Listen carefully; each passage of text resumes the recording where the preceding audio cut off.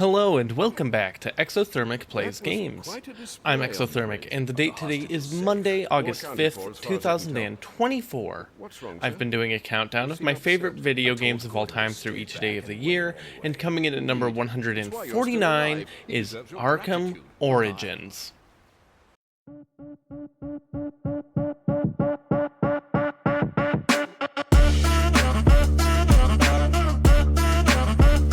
Alright, so before we jump into the video, I just want to mention that the other day I did announce my Patreon. I'm not going to get into all of it here, but you can find a link in the description below to that video, so if you're interested in giving me money in exchange for, benefits, then you can go check that out. Alright, on to the game. Let us fight. Arkham Origins is a Batman game where, as the name implies, you check out some character origins. It's not actually so much about Batman's origin story as it is about a handful of villain stories, especially as they pertain to Rocksteady's Arkham franchise and its overall plot. It's Christmas Eve in Gotham, and nobody is up to anything good. The version of Batman we're getting here is basically year 2. He's been getting a lot of work in, but the criminal underbelly of the city is starting to fight back. The story here is admittedly a little weak, but it's really solid fan service if you like the characters. Black Mask does a jailbreak and kills Commissioner Loeb and 6 Killer Croc on Batman when he shows up to intervene. Turns out Black Mask has hired a massive amount of crazy assassins within the Batman lore to take him out. It's going to be a long night. Chief among the assassins is Bane, and he's by far the most interesting opponent you face in the game. Most of the assassins are forgettable, but the sequences with Bane really stand out. For each assassin, you have to first do some detective work. After all, how can you claim to be the world's greatest detective without a little sleuthing? Utilizing proprietary Wayne Tech tools that would be of a massive help to the GCPD, but kept to himself because he's Batman, and thus better than them, Bruce is able to identify clues and then put together the pieces of the puzzle so you can go and defeat whatever villain of the hour you're chasing. Yes, of the hour. Again, it's a really long night. Of course, no Batman is complete without his absolutely insanely helpful companions, despite working alone, and most of the analysis is actually done back at the Batcave by Alfred. This makes it especially interesting with Bane's section of the game because people often forget he's a bona fide genius and is able to trick the Bat and discovers his identity.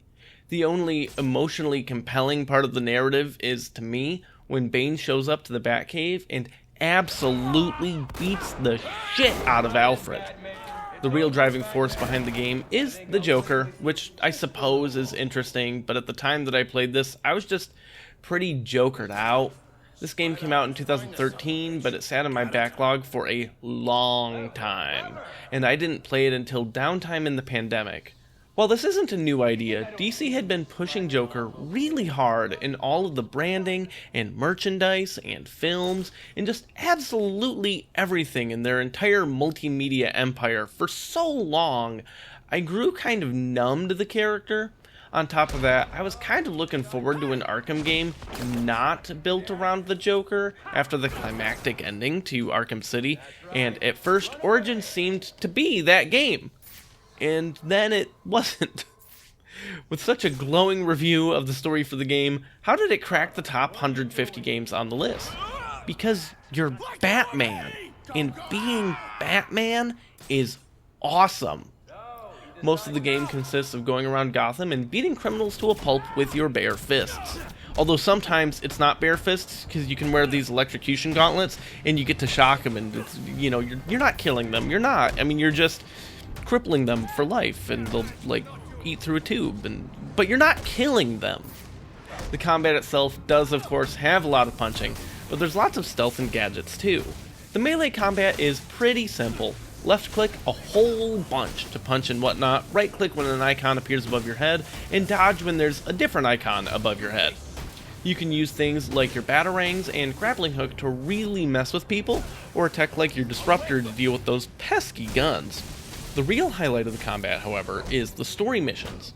It's here where you're going into buildings and fighting your way through hordes of goons, but like, smartly.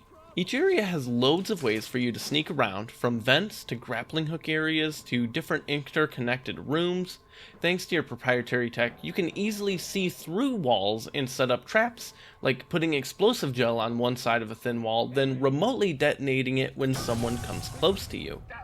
Strike fear in your enemies by dropping down from a gargoyle and leave them hanging, then escape back to the shadows before you get shot down. Leap up from a vent below them and knock them out. Blind them by throwing a batarang at a fire hydrant next to them and then beat them up when they can't see you. The intense strategy that can come with an otherwise clickfest spectacled fighter is what really elevates this whole franchise and keeps people coming back. If you really like the combat and want to push it a whole bunch, in the Batcave, there is a training simulation device that you can use to just basically do challenge mode combat things where you earn a score and you can get medals and achievements and stuff by doing really well with it. It can be a lot of fun and it can get quite challenging on some of the other things. On top of the excellent combat, moving around the city is a lot of fun, with loads of collectibles and other little puzzles for the great detective to solve. Most of your locomotion is done via grappling and gliding to build up speed, then glide back up. Did you know in a recent comic story, regular Batman, no special plot devices or superpowers or gear or anything, just Bruce Wayne in a suit, fell to the earth from the moon and survived? Yeah, you're not doing that in this game, but you can still kind of fly. While there's a handful of things that are basically just glorified item pickups, the really interesting exploration bits are the Enigma riddles. Riddler has set up a series of tests throughout the city, and you need to solve all of his puzzles, usually interacting with buttons in a specific sequence that can sometimes be challenging to accomplish, in order to unlock a box to grab the items you need. They're all throughout the admittedly massive city and incentivizes loads of exploration. On top of Riddler's shenanigans, there's a large amount of B and C tier villains from Batman's expansive rogues gallery that you can run into throughout different parts of the game, letting you go on little side missions to continue helping the city and people of Gotham. There is a lot to love about Arkham Origins, especially if you're a Batman fan, and even for people that aren't, I'd still strongly recommend checking it out. It definitely has some quality of life bonuses over some of the other games in the franchise, even ones I'm ranking higher later in the year, and has just overall more stuff to do. The real drawback is the story, but like many comic books, you shouldn't let a shaky narrative get in the way of a good time. Join me tomorrow as I talk about my 148th favorite game, or my family should probably just leave this castle alone already.